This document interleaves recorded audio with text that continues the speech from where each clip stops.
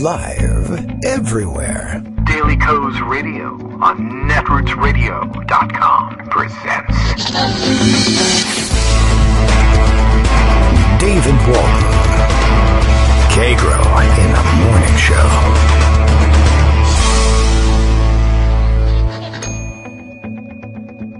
Now, here's David Waldman. Hey, good morning, everybody. How you doing? It is Tuesday, April 21st, 2020. Time for yet another show. It's a Tuesday show.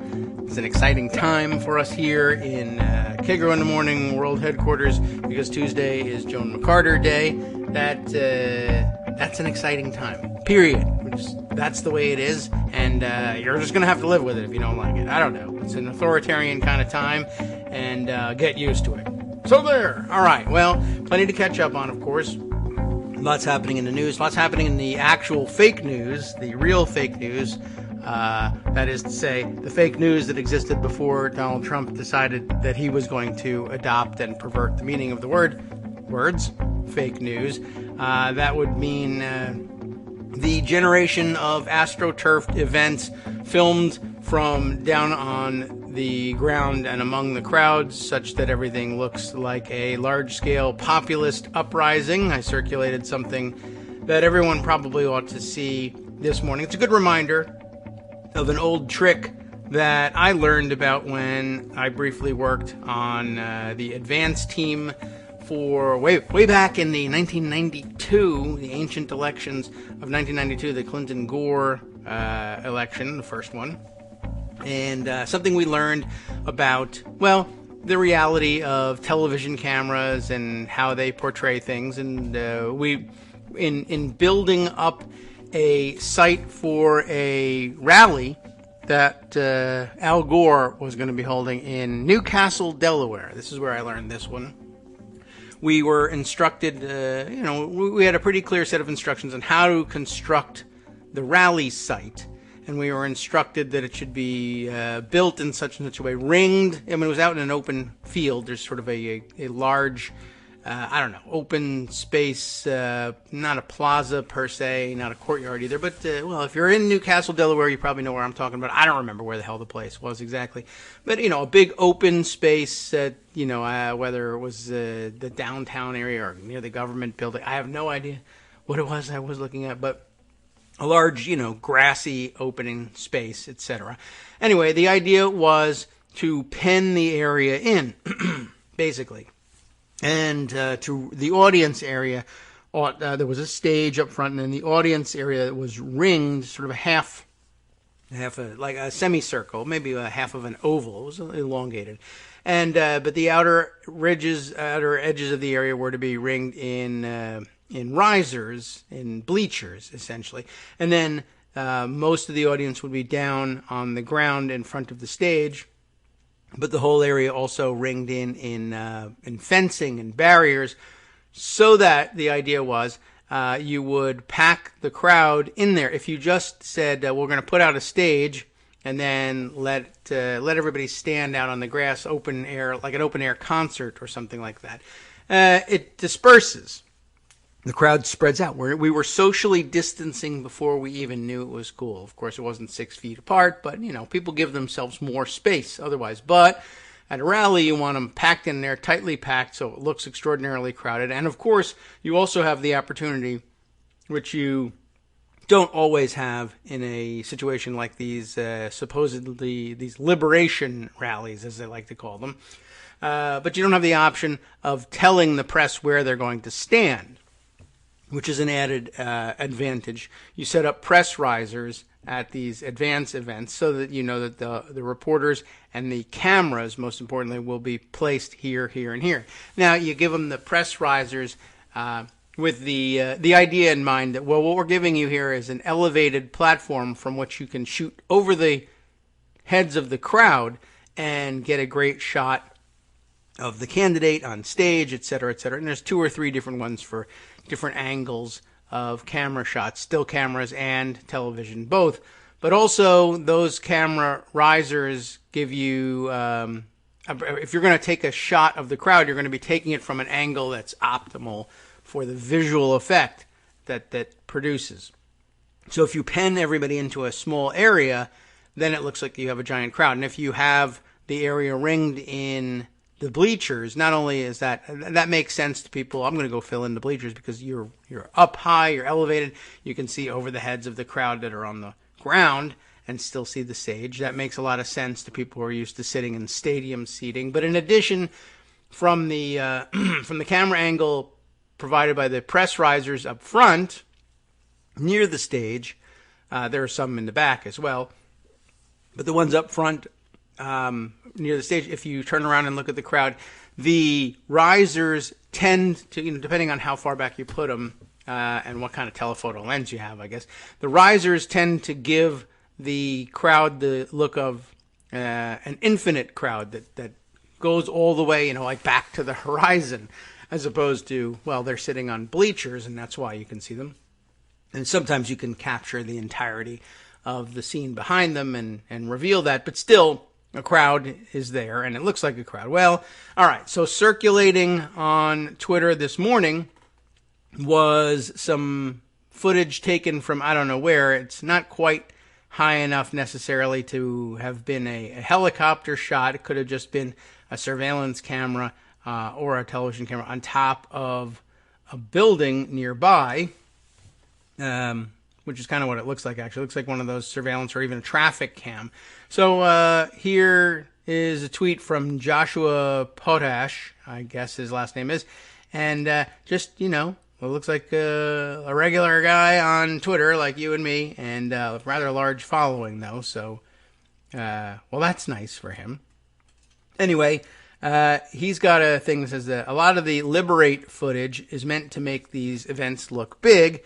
Here's what the protest in Ohio today really looks like, and you can see when it's shot from atop a nearby and relatively tall building, there's a small crowd of people in front of whatever building it was that they gathered in front of. I don't know if that's an Ohio a state office building of some kind or a courthouse, or I don't know where they were. At any rate, you would say there's lots of people in front of this courthouse, but there's nothing anywhere else. The street is empty. There are only 2 or 3 cars driving by, plenty of room on the sidewalk, and other than standing around the front door of this building, there's hardly anybody to be seen. And it's sort of important to take note of that. I think we all know that intellectually, and a lot of reports noted that it was anywhere from a few dozen to maybe 100 people at some of these rather sizable rallies. I guess the more important phenomenon that's being demonstrated here is there's not much going on. I mean, there's a lot going on in terms of coverage of the coronavirus and the science around it and the politics around it. That's true. But in terms of what looks like a mass event happening outside, well, we're not having any of those anymore. So for the news folks, the news cameras, this is an exciting opportunity to capture some interesting, captivating footage. Reminds me most, actually, of the story of, I guess the story of the photographs that circulated after the protests against the Trump inauguration. Do you remember? How do we describe this? I'll scroll back because I tweeted this around yesterday too, and I think this is the iconic, oh my gosh, the press moment, and of course the staging of photos moment for me, which, there it is. And I think there's even a story that went with it, if I can find that.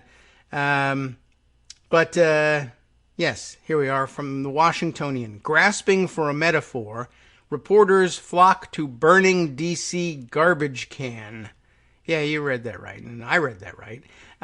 This is a piece in the Washingtonian, and it's accompanied with a picture that illustrates exactly what's going on. I don't know if they run do they run a close-up? Yeah. They run a photo of how that photo came out and how it came to be portrayed in the news media, which was that there was this riot going on in the street, and, trash cans burning and crowds demonstrating, et cetera, et cetera. And it really had to do with the staging of the picture. And what really tells you what's going on is the photo of the photographers taking this picture. There's a one lonely garbage can lying on its side with a tiny flicker of flame coming out of it, but a bunch of photographers crouching down, lying down, getting down low to take this picture from this low angle that makes it look like the scene, including the large numbers, the crowd standing around looking at it from the other side, standing on newspaper boxes and mailboxes to get over the other gawkers to see what was going on. It makes it look like there's an infinite crowd and roaring flames in the middle of it, and it looks like a riot scene. But taken from the other angle, it looks like a bunch of white people taking pictures of a garbage can, which doesn't really make any sense. Anyway, I thought that was kind of interesting and a good reminder. Grasping for a metaphor, reporters flock to burning D.C. garbage can, wrote Benjamin Freed on January 20th, 2017. As chance would happen, many of the people upset by the presidency of Donald Trump took to the streets of Washington today to express their displeasure with the new administration. Shortly after Trump was sworn in, a large march organized by the Disrupt J20 protest group set out from Union Station to McPherson Square, where it's holding a large rally. When the march passed by 13th and K Streets Northwest, some of the demonstration broke away and started throwing newspaper boxes, garbage cans, and other objects in the middle of K Street, symbolic, and set them on fire, using Trump t-shirts as kindling. And as any event involving the combination of garbage, fire, and a large crowd, coupled with its convenient location right outside the office of a major news organization. Which one? The Washington Post, by the way. Does the small blaze caught the attention of seemingly every reporter within sprinting distance? And here, let's see, it got tweeted around by Jillian Brockwell, whose tweet read, "This is the doorway to the Washington Post right now, and it looks like it's blockaded by the crowd and ablaze, but it is in fact not very much. Anyway, you get the idea. I don't need to spend much more time on it, but be aware of the actual size of these demonstrations. They are tiny, and as Greg has told you, the real data is that some 70-80% of the populace responding to the polls continue to support the social distancing measures and keeping the economy more or less under lock and key until we can get through to the other side, whatever that might mean, of the pandemic. It's beginning to take shape a little bit, what it might mean to get to the other side, and it's been interesting reading more and more about it. And so let's see. Perhaps I can share one or two things with you. I saw an interesting video this morning. Baratunde Thurston, a good friend of the Netroots, and a great explainer of things, who's got a new video out explaining in, as he says, 10 minutes or less, a new white paper put out by Harvard University, of all places, explaining what the next stages might be, that there are basically only 3 options going forward. And I think we can probably explain it in even less time. But I'll point you all to the video so that you can watch it and decide whether it's something you want to distribute as well. In the meantime, let's just catch up with some of the other comments and try and find our beginning direction here. Let's see, Mighty OCD chimes in with the note that there were 6 people at the Memphis rally. This is all very reminiscent to all of you, I'm sure, of particularly the beginnings of the Tea Party movement, if it ever really was a movement. We were all astonished at the time. We were all astonishment, I think. We could borrow a phrase from last night's film showing here at the world headquarters. But we were all astonished to find that, well, it wasn't just Fox News, really, but the other networks joined in it in their own ways. Fox took an exceptionally permissive view of all this stuff. In fact, plenty of screenshots and video clips of Fox News broadcasters actively promoting Tea Party events around the country. But they certainly took a great interest in filming just about anything that could be categorized as an event and blowing it up all over the place. So, right down to half a dozen people standing outside someplace with signs that said, honk if you hate taxes, or whatever it was. Or honk if you, want a bailout. I remember the origins of the Tea Party thing. Where's my bailout? Remember that was the whole source of the fury. And then, of course, now we have our bailouts. We all got, supposedly, our relief checks from Donald Trump himself. Apparently, this story still circulating on the internet and other places, that some people somewhere are fooled into thinking that Donald Trump paid this money out of his own pocket to Americans. I don't know whether there's any truth to how widely held that view is, but there you have it. Once again, 6 people getting attention in Memphis. All right. Well, Bill's morning tweet, by the way, reminds me of another story percolating on the other side of the globe. He writes, Daily Kos Radio is live now, and indeed it's true. Still true. It's true now as it was 15 minutes ago when he said it. Daily Kos Radio is live now. Kim Jong-un is on his last legs. I think he only had 2 to begin with, but there you are. He's on his last legs. And all Kagro X, me, David Waldman, is getting us a lousy T-shirt. That's true. All my T-shirts are lousy, for starters. And I don't have any Kim Jong-un legs to spare, so I can't help him there, and I'm not hoarding them myself either. I promise you. Let's see. Bill also tells me that the building in front of which the several people were gathering in Ohio was the Ohio State House. To be honest, it looks like a library, but, way to make yourself proud there, Ohio. Maybe the rest of the building is more impressive seen from another angle. I don't know. Fun fact, there's no dome on it. That's true. I can see that much. Because they ran out of money during the Civil War and never bothered to finish it, which, quite honestly, that's not a bad measure. And a good austerity idea. All by itself. It does have the look of a civic building of some sort, but a capitol, no. Everyone knows capitals have domes. How else could you possibly have authority, really, honestly? Okay, well, thanks for the information there. Let's see. A suggestion of a story here as well that came in earlier today. Who's sent me this one here? Adkaratic. Oh, it's been some time. Although I have no idea whether I'm reading the name correctly. That's what I have in front of me. But you know how we are with these fake names. Who sends along something from the Atlantic, which, if we're taking measure of what Greg says, is bound to be fantastic.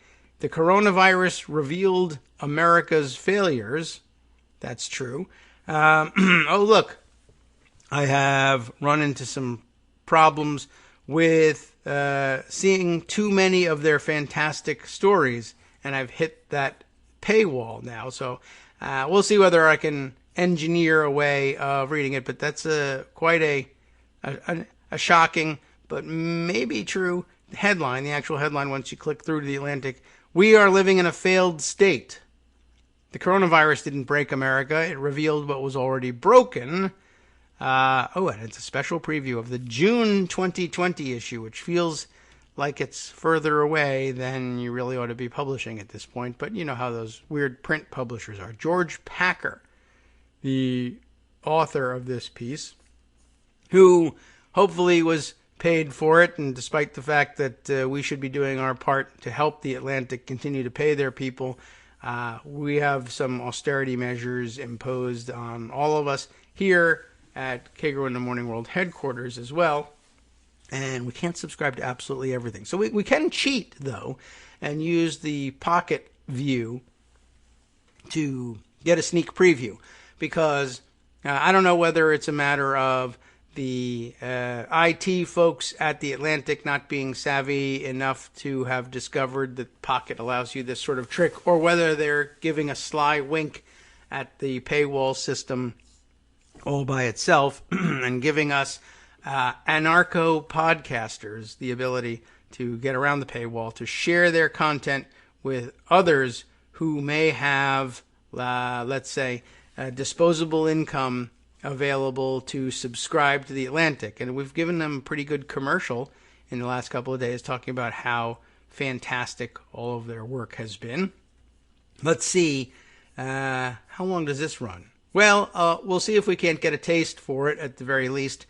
And thank you for the suggestion here. It sounds a little scary to think about the United States as in failed state mode. But I don't know how else you could look at it, given that we're also watching the refusal, as we mentioned yesterday, the refusal of the federal government to take on national policy matters, pushing responsibilities off on the state, and refusing, by the way, to help with them, but also refusing to pay for them, which, for those of you of a certain age, you might be able to recall what the Republican elected officials used to call it when the federal government pushed responsibility off onto the states and didn't provide any money to pay for it. They used to cry bitter tears and rend their garments over unfunded mandates. You remember how much of a sad that used to give them, and they even several times proposed a constitutional amendment forbidding them. But now, of course, that is our national response to an international global pandemic, is the unfunded mandates of it. You states ought to be building your own strategic reserves and doing your own testing, because this is not an interstate problem. And this is going to really cause some interesting disruptions in the legal system too. If each state is supposed to be responsible for itself, for its own strategic reserves, for its own medical response, for its own testing response, I think you're going to see states pretty soon suing one another when one state decides to, quote unquote, reopen. And apparently Georgia and some of the dumber southern states, ready to lead the way, say they're going to be reopening their economy, or at least portions of it, this Friday. I mean, they're not even waiting for May 1st. It's going to be an April 24th opening for, but frankly, some of the dumbest list of sectors being reopened that I've ever seen in Georgia, like they're doing it on purpose. But anyway, to complete this thought, first, you're going to have states that border one another, one open, one not so open, and of course the way we live here in the United States, really sort of the point of establishing the United States of America, with the federal government and everything. There's a lot of course, large concentrations of population that border, in the border area of one state or another, that do a lot of their business and shopping and travel and etc. on the other side of the border. So you could have a situation where one state is open and the other is not. And I'm wondering whether, or I guess how long it's going to take, really, for one state to start suing another, saying the fact that you're open is screwing up our response to the coronavirus, and I have to pay for twice the amount of testing I would have earlier if we were both locked down.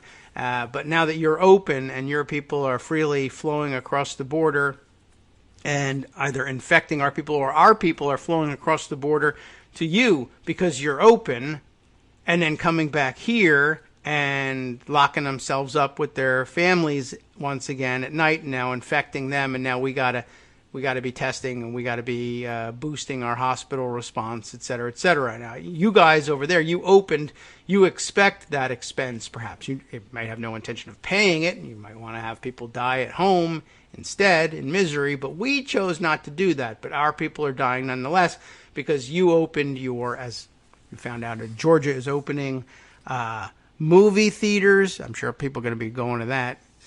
Maybe they will in Georgia. Opening movie theaters, restaurants and stores, of course, retail, et cetera, et cetera. But I noticed that the list included such sectors of the economy famous for their social distancing. By the way, this is all done with the claim of, well, there'll be imposing a sort of voluntary social distancing system. These business owners know what they're doing. They want to make their customers safe. They'll come up with their own regimen to make sure that we're all at a safe distance while still doing business. This will be difficult to do in the barbershops and hairdressers that they're reopening, but that's been a lot of pressure for that. People were at these rallies saying, I need a haircut. That's why we all have to die. More difficult still and less justifiable would be the massage therapists. This one I'm puzzled by. I'm just not sure how they're going to socially distance the masseuse or masseurs from the clientele. And I don't know whether they're talking about, like legitimate medical massage therapy or the Robert Kraft, though now he's a hero for flying PPE in on the Patriots plane from China, but the Robert Kraft kind for which we used to, not that long ago think he was a filthy old man, et cetera, but he was hanging out down at Mar-a-Lago and getting massages, Okay, well, we don't know whether it's that kind. Also on the list, though, they had a nice new euphemism for it. Body art businesses. Body art, I forget what they called them. We used to call them, of course, tattoo parlors. I don't know whether we still do that or not, or whether that's just archaic. But body art, whatever they call them, that's open too. And I understand that that too requires a close proximity between business operators and their clientele. But that's Georgia for you, I guess. And, we'll see what their results are.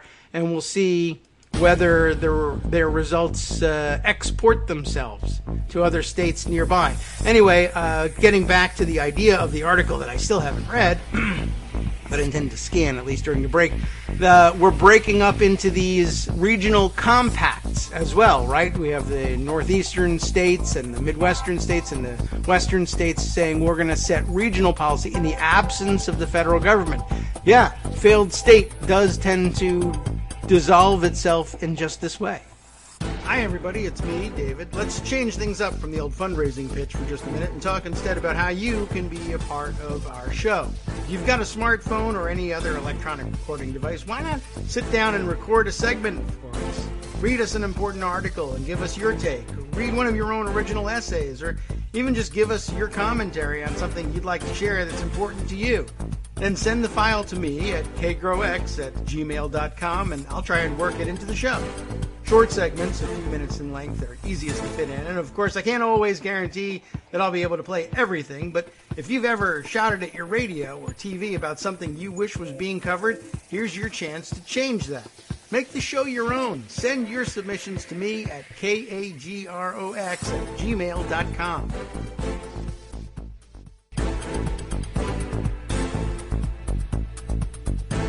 Welcome back now to the Kagro in the Morning Show here on Networks Radio. All right, let's see what we can come up with to carry us through into this story. Before we get straight to it, I guess Karen sharing these thoughts with us. And she says, it's amazing how little it took to make us a failed state. George Bush, Mitch McConnell, Donald Trump. Now that I think about it, maybe the whole failure can be traced to the Iraq War and credit default swaps. Maybe all failures ever can be traced there. It's a thought. It's a good starting point, certainly. Let's dive in and find out what George Packer has to say about this. Where have the name rings a bell, too. Do we know him from elsewhere? Probably. You know how I am with names, though. Anyway, let's read this piece here. We are living in a failed state. Or in a failed regional compact, anyway. When the virus came here, it found a country with serious underlying conditions, and it exploited them ruthlessly. Chronic ills, a corrupt political class, a sclerotic bureaucracy, a heartless economy, a divided and distracted public, had gone untreated for years. Karen, I think you're on the same page with George here. We had learned to live uncomfortably with the symptoms. It took the scale and intimacy of a pandemic to expose their severity, to shock Americans with the recognition that we are in the high-risk category, the country itself, that is. The crisis demanded a response that was swift, rational, and collective. Oh, well. The United States reacted instead like Pakistan or Belarus, like a country with shoddy infrastructure, yes, and a dysfunctional government, whose leaders were too corrupt or stupid to head off mass suffering. The administration squandered 2 irretrievable months to prepare, a common theme, of course. From the president came willful blindness, scapegoating, boasts, and lies. From his mouthpieces, conspiracy theories and miracle cures. Few senators, yes, and Brian Beutler, by the way, has been noting for the past day or two. Have you noticed how the hydroxychloroquine thing has completely disappeared from Trump's rhetoric? I don't know whether somebody told him that the studies are going poorly, or he found out he didn't own shares in the company. I don't know exactly what it is. But he's stopped talking about it. But I'm still, of course, waiting. Remember when he said, I might take it myself just to see what happens. And, of course, we knew at the time that was a lie. And so it has been. Otherwise, we would, I think, know something about it. Unless maybe he popped one or two and said, oh, my God, and had heart palpitations and said, forget this, and just said, we're out of it. All right. Where are we here? From his mouthpieces, conspiracy theories, and miracle cures. That's what I was talking about. A few senators and corporate executives acted quickly, not to prevent the coming disaster, but to profit from it. When a government doctor tried to warn the public of the danger, the White House took the mic and politicized the message. Right, of course, they're also talking about the insider trading among the senators. Every morning in the endless month of March, Americans woke up to find themselves citizens of a failed state, with no national plan, no coherent instructions at all. Families, schools, and offices were left to decide on their own whether to shut down and take shelter. When test kits, masks, gowns, and ventilators were found to be in desperately short supply, governors pleaded for them with the White House, which stalled, then called on private enterprise, which couldn't deliver. States and cities were forced into bidding wars that left them prey to price gouging and corporate profiteering, not to mention the piracy that's still going on here. Civilians took out their sewing machines to try to keep ill-equipped hospital workers healthy and their patients alive. Russia, Taiwan, and the United Nations sent humanitarian aid to the world's richest power, a beggar nation in utter chaos. There's somebody who remembers when Russia was sending aid our way. Adam Chilton, Kevin, what are we looking at here? Oh, I'm sorry. It's underlined, so this is, I guess, the unformatted version of the article that would, the formatting would have, I think, indicated this is a different piece that they're linking to, promoting something different. All right, so back to the article. Donald Trump saw the crisis almost entirely in personal and political terms. Fearing for his re-election, he declared the coronavirus pandemic a war and himself a wartime president. But the leader he brings to mind is Marshal Philippe Pétain. Pétain? I don't know. He doesn't bring it to mind for me, but not by name, but maybe some of you remember him from the history books. The French general, whose name I mangled so badly you can't tell who I'm talking about, who in 1940 signed an armistice with Germany after its rout of French defenses, then formed the pro-Nazi Vichy regime. There you have it. That's what we're talking about. Like Pétain, and it's, how did I see pronounce his name? I wish I knew that from history class. I can't remember. P-E-T-A-I-N, but with the accent on the E. Pétain. Pétain? How can we get that? That's difficult for me without ever hearing it pronounced recently. Anyway. Okay, well, like him, Trump collaborated, this is embarrassing, with the invader and abandoned his country to a prolonged disaster. And like France in 1940, America in 2020 has stunned itself with a collapse that's larger and deeper than one miserable leader. Some future autopsy of the pandemic might be called Strange Defeat, after the historian and resistance fighter Marc Bloch's contemporaneous study of the fall of France. Despite countless examples around the U.S. of individual courage and sacrifice, the failure is national, and it should force a question that most Americans have never had to ask. Do we trust our leaders and one another enough to summon a collective response to a mortal threat? Are we still capable of self-government? This is the third major crisis of the short 21st century. The first, on September 11, 2001, came when Americans were still living mentally in the previous century, and the memory of Depression, World War, and Cold War remained strong. On that day, people in the rural heartland did not see New York as an alien stew of immigrants and liberals that deserved its fate. Some did, of course. But as a great American city that had taken a hit for the whole country. Firefighters from Indiana drove 800 miles to help the rescue effort at Ground Zero. Our civic reflex was to mourn and mobilize together. Partisan politics and terrible policies, especially the Iraq War, erased the sense of national unity and fed a bitterness toward the political class that never really faded. The second crisis, 2008, intensified it. At the top, the financial crash could almost be considered a success. Congress passed a bipartisan bailout bill that saved the financial system. Outgoing Bush administration officials cooperated with incoming Obama administration officials. The experts at the Federal Reserve and the Treasury Department used monetary and fiscal policy to prevent a second Great Depression. Leading bankers were shamed, but not prosecuted. Most of them kept their fortunes and some their jobs. Before long, they were back in business. A Wall Street trader told me that the financial crisis had been a speed bump.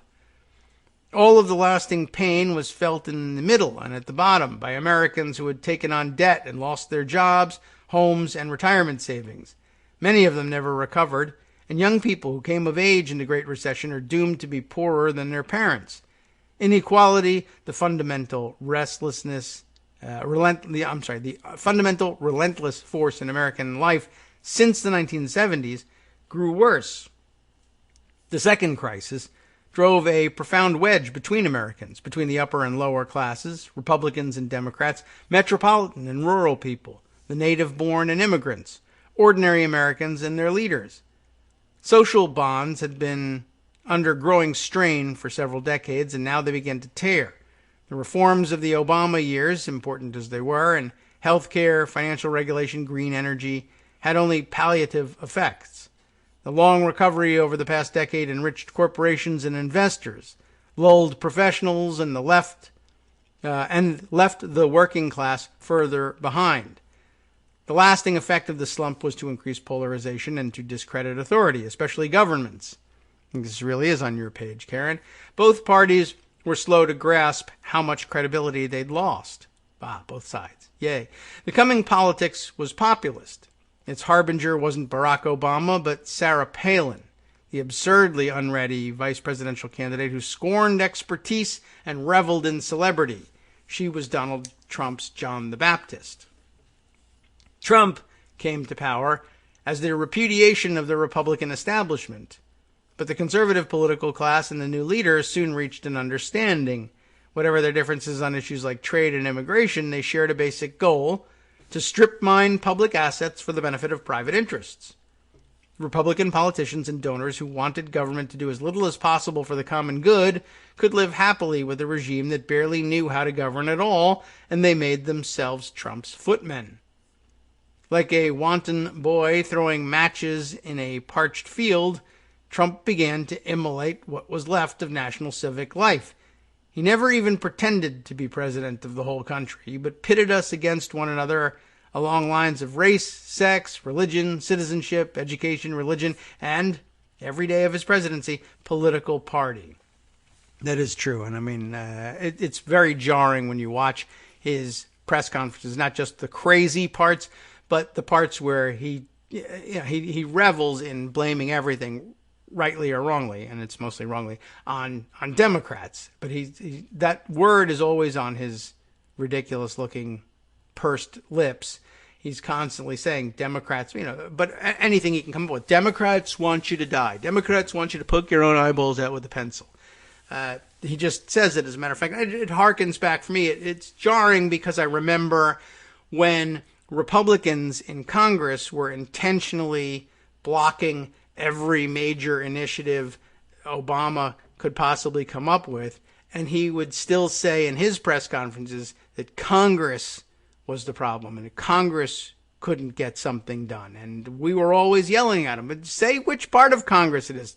Mention that it's a Republican Congress. Say so. But he wouldn't do it because civility or whatever. And now we have, graduated to the exact opposite, and there's been no transition whatsoever. So it's very jarring. Okay, continuing on here, Trump's main tool of governance was and is to lie. A third of the country locked itself in a hall of mirrors that it believed to be reality. A third drove itself mad with the effort to hold on to the idea of knowable truth, and a third gave up even trying.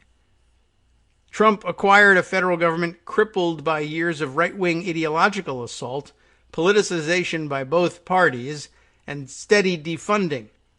He set about finishing off the job and destroying the professional civil service.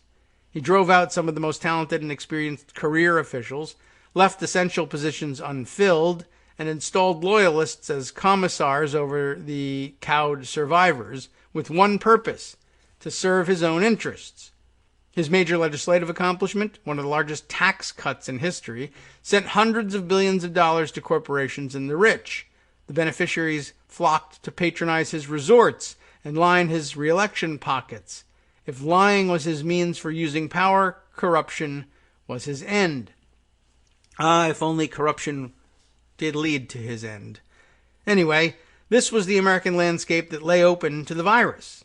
In prosperous cities, a class of globally connected desk workers dependent on a class of precarious and invisible service workers. In the countryside, decaying communities in revolt against the modern world. On social media, mutual hatred and endless vituperation among different camps. In the economy, even with full employment, a large and growing gap between triumphant capital and beleaguered labor. In Washington, an empty government led by a con man and his intellectually bankrupt party. Around the country, a mood of cynical exhaustion, with no vision of a shared identity or future. Pardon me here. Recover quickly before it gets any worse. If the pandemic really is a kind of war, it's the first to be fought on this soil in a century and a half. Invasion and occupation expose a society's fault lines, exaggerating what goes unnoticed or accepted in peacetime, clarifying essential truths, raising the smell of buried rot. The virus should have united Americans against the common threat. With different leadership, it might have. Instead, even as it spread from blue to red areas, attitudes broke down along familiar partisan lines. The virus also should have been a great leveler. You don't have to be in the military or in debt to be a target. You just have to be human. But from the start, its effects have been skewed by the inequality that we've tolerated for so long. When tests for the virus were almost impossible to find, the wealthy and connected, the model and reality TV host Heidi Klum, the entire roster of the Brooklyn Nets, the president's conservative allies, were somehow able to get tested despite many showing no symptoms. The smattering of individual results did nothing to protect public health. Meanwhile, ordinary people with fevers and chills had to wait in long and possibly infectious lines only to be turned away because they weren't actually suffocating. An internet joke proposed that the only way to find out whether you had the virus was to sneeze in a rich person's face, which might just be good policy, period, quite honestly. But anyway, when Trump was asked about this blatant unfairness, he expressed disapproval, but added, "Perhaps that's been the story of life." Most Americans hardly registered this kind of special privilege in normal times, but in the first weeks of the pandemic, it sparked outrage, as if during a general mobilization. Wow. I assure you, I'm actually not feeling ill in any way, but we know that doesn't matter anymore.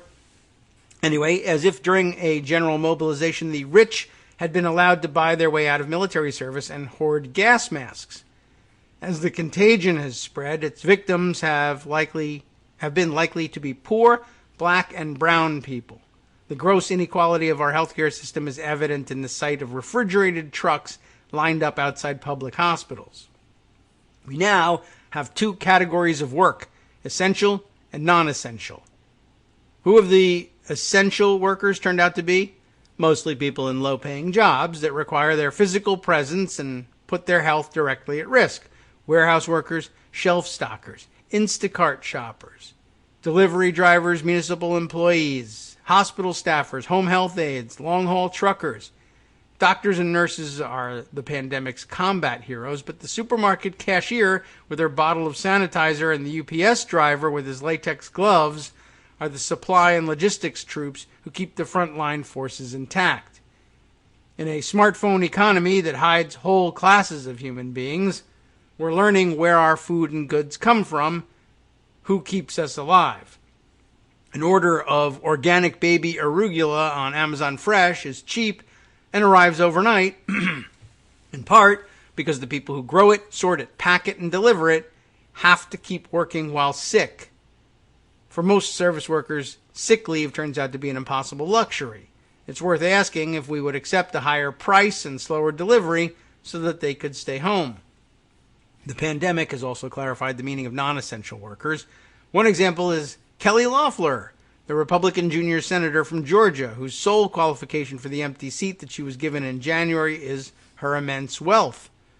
Less than 3 weeks into the job, after a dire private briefing about the virus, she got even richer from the selling off of stocks. Then she accused Democrats of exaggerating the danger and gave her constituents false assurances that may well have gotten them killed. Loeffler's impulses in public service are those of a dangerous parasite. A body politic that would place someone like this in high office is well advanced in decay. The purest embodiment of political nihilism is not Trump himself, but his son-in-law and senior advisor Jared Kushner. In his short lifetime, Kushner has been fraudulently promoted as both a meritocrat and a populist. He was born into a moneyed real estate family the month Ronald Reagan entered the Oval Office in 1981. A princeling of the Second Gilded Age. Despite Jared's mediocre academic record, he was admitted to Harvard after his father, Charles, a felon by the way, pledged a $2.5 million donation to the university. Father helped son with $10 million in loans for a start in the family business. Then, why do you have to loan your son money to get into your family business? I don't really know, but okay. Then, Jared continued his elite education at the law and business schools of NYU, where his father had contributed $3 million. Jared repaid his father's support with fierce loyalty when Charles was sentenced to 2 years in federal prison in 2005 for trying to resolve a family legal quarrel by entrapping his sister's husband with a prostitute and videotaping the encounter, in case you had forgotten. Jared Kushner failed as a skyscraper owner and as a newspaper publisher, but he always found someone to rescue him, and his self-confidence only grew. In American Oligarchs, Andrea Bernstein describes how he adopted the outlook of a risk-taking entrepreneur, a disruptor of the new economy.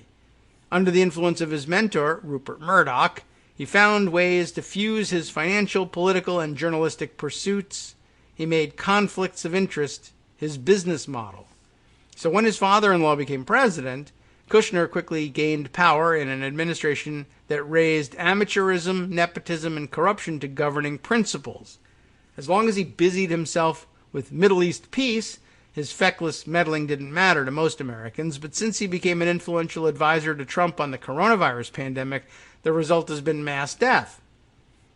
In his first weeks on the job in mid-March, Kushner co-authored the worst Oval Office speech in memory, interrupted the vital work of other officials, may have compromised security protocols, flirted with the conflicts of interest and violations of federal law, and made fatuous promises that quickly turned to dust. The federal government is not designed to solve all our problems, he said, explaining how he would tap his corporate connections to create drive-through testing sites. They never materialized.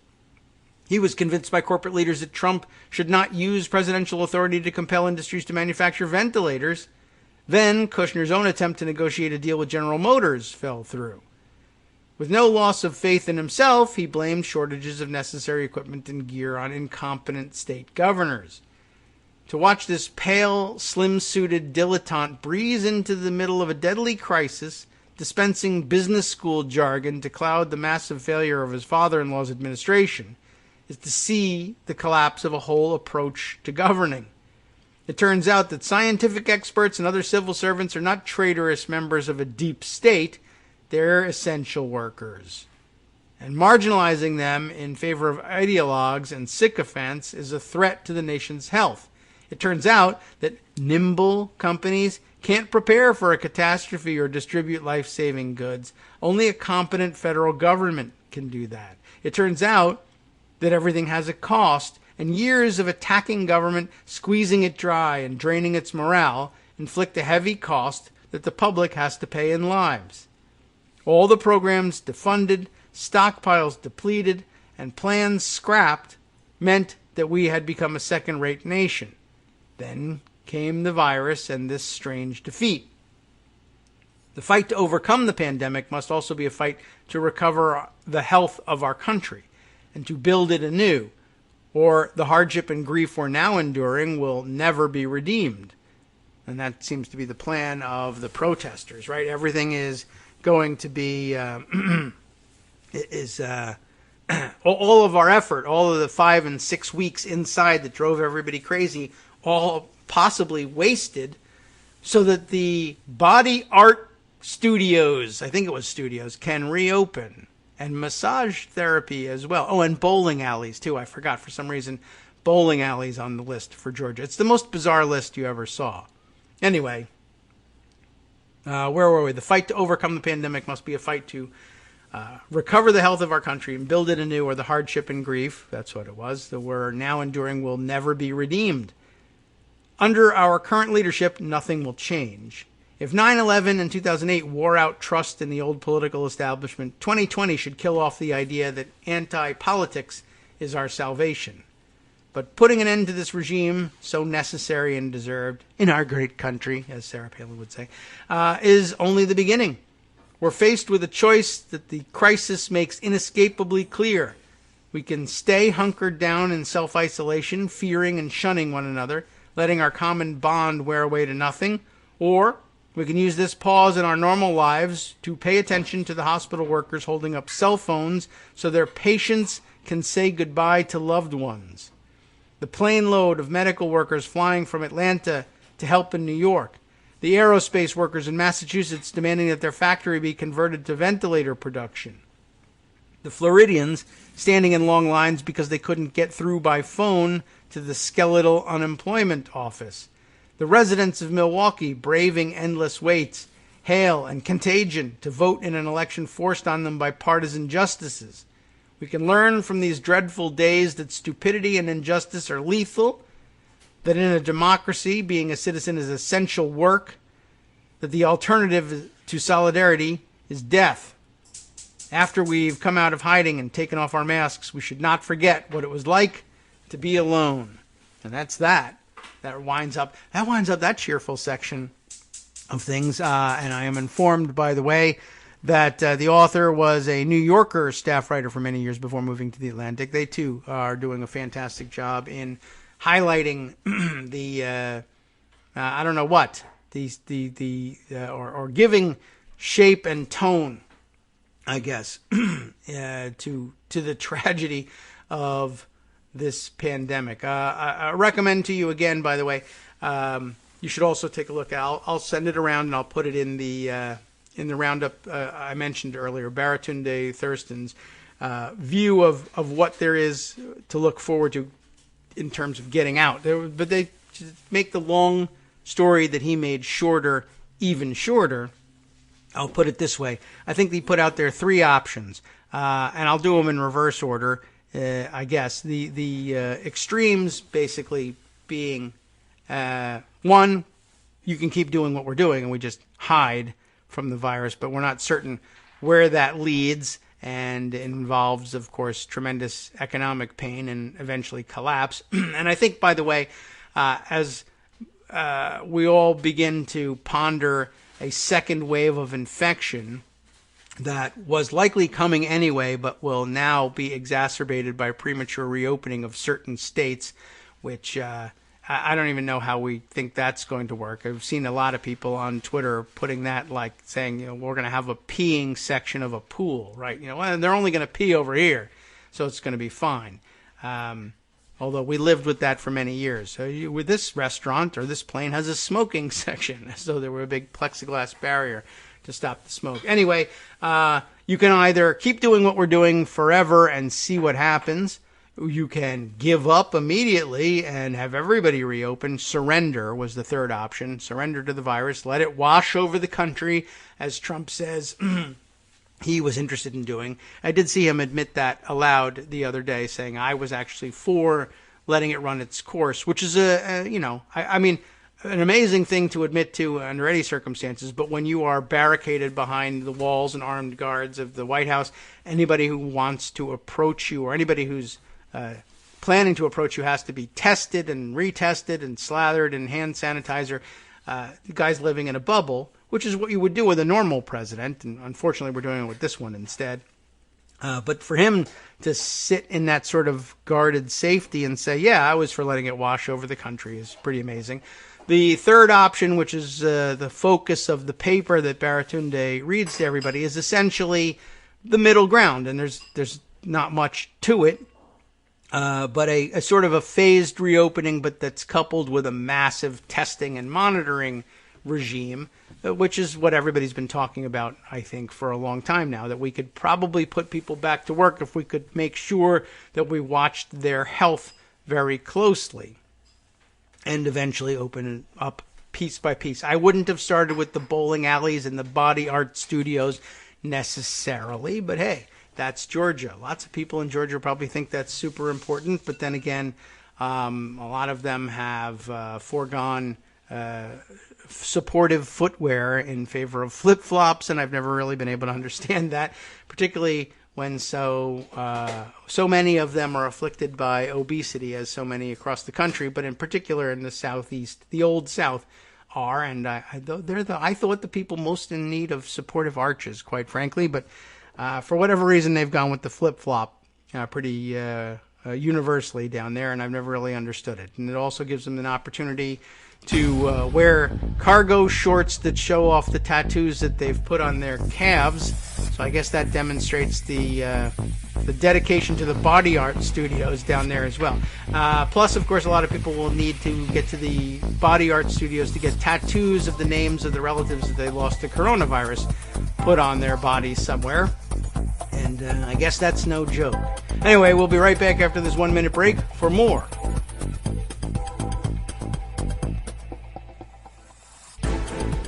Welcome back now to the Kagro in the Morning Show here on Roots Radio.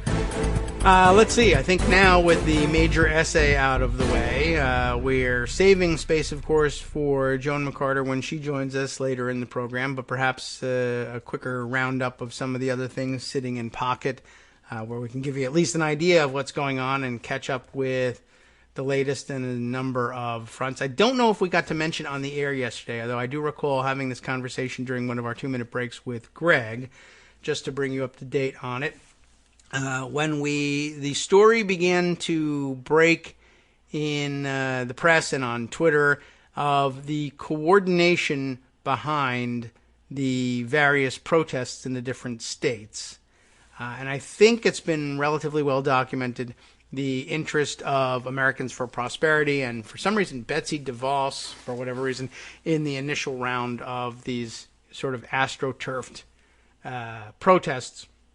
But there was also some amateur internet sleuthing going on, which is always going to happen and sometimes results in great things and sometimes not.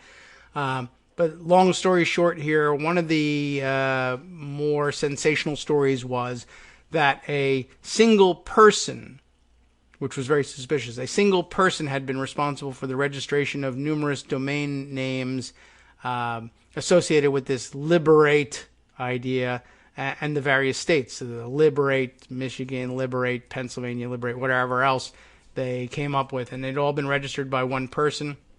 And there is some reporting out there that that one person who registered these things turns out, possibly anyway, I guess if we believe the story, and no reason not to, turns out to have been a liberal activist or a self-proclaimed liberal activist anyway, as I think he described himself as an old hippie who had bought up all these domains to squat on them so that they wouldn't be available to the so-called Liberate movement, but they just went ahead and grabbed up some other domains and went their merry way. But just sort of an interesting point. Remember to be careful and have grains of salt on hand when you read these stories.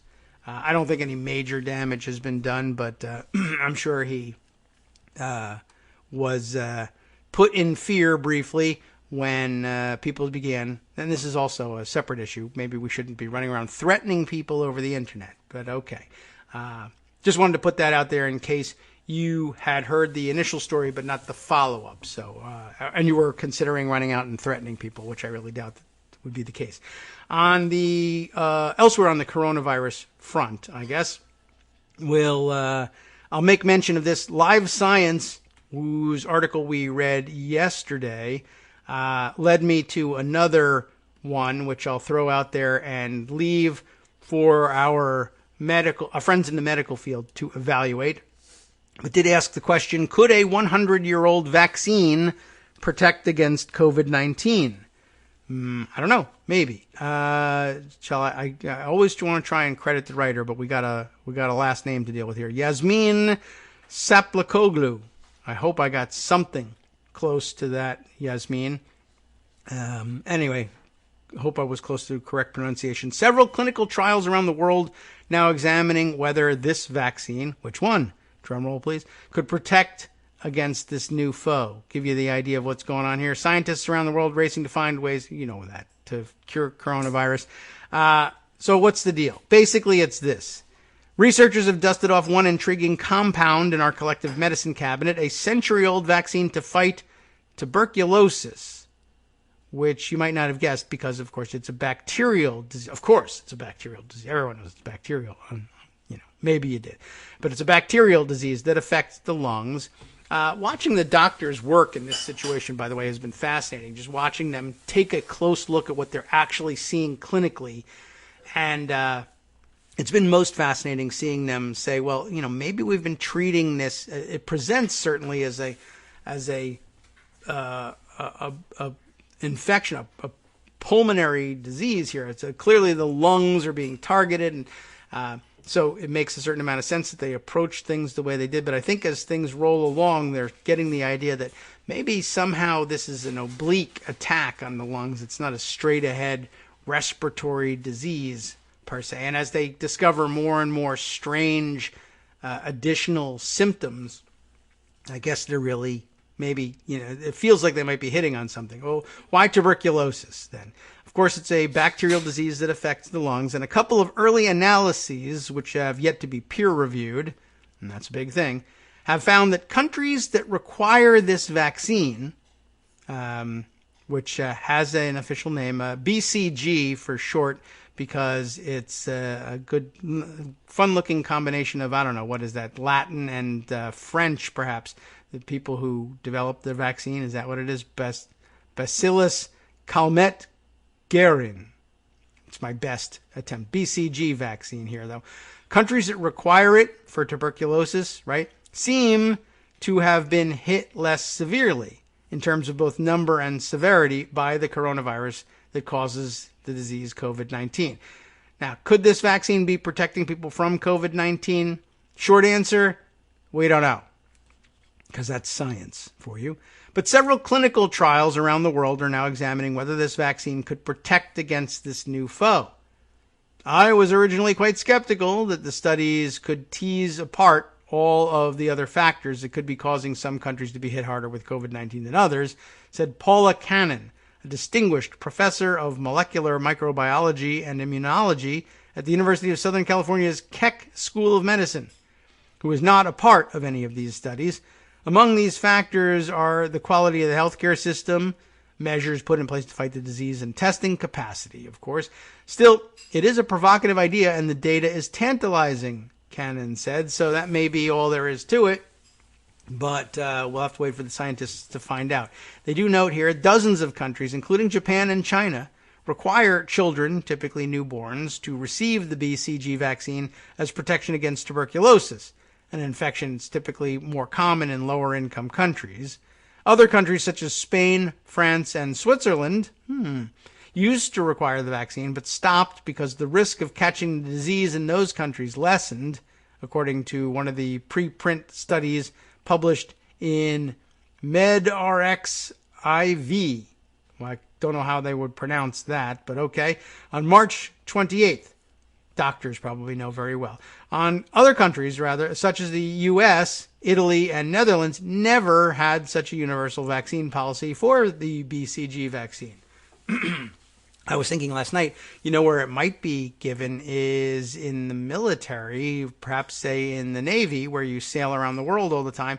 And maybe I wondered whether that had anything to do possibly with the 60% prevalence of asymptomaticity among the infected on board the Theodore Roosevelt. Just curious. But scientists have long known that almost by lucky accident, the BCG vaccine doesn't just protect against tuberculosis, it also helps fight other viruses, respiratory infections in particular, Cannon said. The vaccine, in some sort of unexpected and magical way, don't depend on magic, but okay, is like a broad immune booster, she said. And there's evidence for it around the world. It's a lengthy article, and I recommend it to you for your consideration, especially if you happen to have some medical expertise. Just wanted to bring that one up in case that pops up, and you can say you heard it here first or second if you read Live Science. Another one that I wasn't expecting from medical powerhouse, the Today Show. Well, could still be true. Here's a new one for you. What are COVID toes?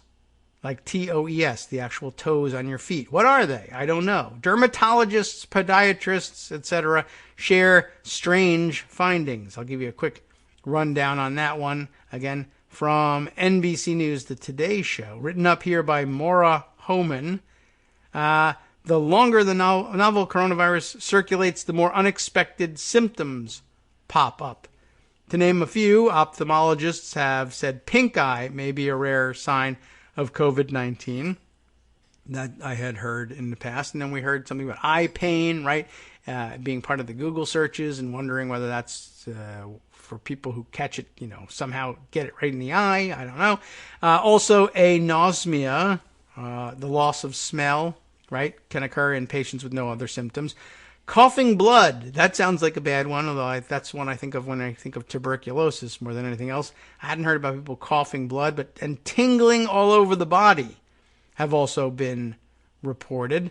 And if I saw correctly, the tweets earlier this morning, I don't want to violate any HIPAA understandings, but I did see Justice Putnam tweeting today that a member of his family, sister, is that right, who works as a nurse, had found that she, unfortunately, coughing some blood, but I guess managed to test negative, thank God for that one. But still, she's got some healing to do and coughing up blood. I hope not too much, and I hope she's back on her feet soon, Justice. If I read that correctly, and if I misattributed it, then call your sister and check on her and make sure everything's okay. Now, in addition to all of that and tingling all over the body, another condition possibly linked to the coronavirus has captured researchers' attention, dubbed COVID toes by the dermatology community. Okay, I think they could probably do better than that, but it can look like purple lesions on feet or hands, which is not where toes are. Dr. Esther Freeman, a dermatologist at Massachusetts General Hospital in Boston, told Today. The research is ongoing and rooted in observation. Dr. Tracy Vlahovic, I hope I got that right, Associate Professor of Podiatry at Temple University in Philadelphia, told Today. There is no one-to-one correlation, but because COVID toes may appear before or with other coronavirus symptoms, Freeman believes it should be a criterion for testing. Dr. Lindy Fox, Professor of Dermatology at the University of California in San Francisco, agreed. What are COVID toes? I guess we ought to tell you so you can check yourself, right? The condition usually starts with red or purple discoloration, and the skin may become raised or develop ulcerations, according to Freeman. It can be on hands, too. Fox told Today it has appeared as purple-red bumps on the tips of digits and pads, or on the toes, or on the tops of toes, or the sides of feet. Which also sounds like athlete's foot, but okay. People with COVID toes may feel the skin is hot, burning, or itchy. And reach, I guess, for the Tinactin and see how that goes. One patient guy by the name of, just identified here as David, not me, he's 39 years old, who didn't want to share his last name, experienced possible COVID toes. That doesn't sound serious enough, but okay. He was tested for the virus, but told today via email the affected toes were initially painful, painful to touch, and a bit sore while walking. The pain and soreness lasted just over 1 week and gradually went away. This is definitely a weird virus, and it's definitely leading to a lot of weird things. Just wanted to throw that out there. If you had that sort of symptom, you might never think that it was connected with COVID. If it means you get a test, by all means, go with it. But I guess if you've experienced similar symptoms and thought, well, that sucks, my feet hurt, and we're in the middle of a pandemic, and maybe you thought it was unconnected, maybe it's not. Just wanted to throw that one out there in case we hear more about it. On a personal note, I'll throw out, I think I had mentioned last time Joan was on that it turned out that my high school track and cross country coach had been a victim of the COVID virus. And as it turns out, my hometown of West Orange, New Jersey, where he lived and taught for many years, has been particularly hard hit in a weird way, enough that there was a news story on it, and my dad actually alerted me to it. And I have a Yahoo News piece here. Just sort of weird how much of it there's been. West Orange, New Jersey is where I'm originally from. Coronavirus update. Deaths, cases, and county totals here in Yahoo's patch section. But as it turns out, West Orange, New Jersey has seen 76 people killed by the virus or links to it anyway. According to the latest totals from Essex County, New Jersey, West Orange has seen 717 confirmed cases of the virus. And it's just a, smallish suburban town. But apparently the highest numbers of infection and deaths from coronavirus in Essex County, with the exception of Newark, the big city, in the biggest one we've got in way of cities in Essex County, New Jersey. It's all suburban New Jersey, close up northeastern New Jersey. Lots of New York commuters, but you would expect perhaps to have seen, if it was spreading from New York, maybe it wasn't. But if it was, you'd expect maybe to see it along the commuter train lines with more prevalence than in West Orange necessarily. No real reason for it. As of Monday, there were, 10,713 COVID cases in Essex County, 754 deaths linked to the disease, with 7,663 people testing negative. So, just sort of a weird anomaly, and I thought I would take note of it, and it's been very rough. I keep hearing reports of people that my family knows succumbing to the disease in town, on the street. I mean, not dying in the street, but on our residential neighborhood, on our street. So it's been really some kind of craziness going on up there in New York and New Jersey, which you knew, of course, but just wanted to throw that one out there because it's semi-personal. Let's see, another interesting piece, still more on the the fascinating subject of asymptomaticity. I guess I'm never going to make it as an asymptomatic person with the way I'm constantly having to clear my throat, although to date, no one has connected that with coronavirus. Now we have coronavirus frog to go along with the corona or COVID toes. This news from the Boston area, though, I wanted to share from one of the local news stations. CDC reviewing stunning universal testing results from Boston homeless shelter.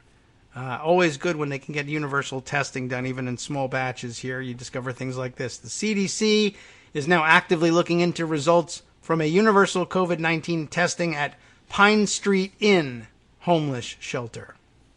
The broad-scale testing took place at the shelter in Boston's South End a week and a half ago because of a because of a small cluster of cases there. Of the 397 people tested, 146 people tested positive. Not a single one had any symptoms. That is pretty remarkable. It was like a double knockout punch.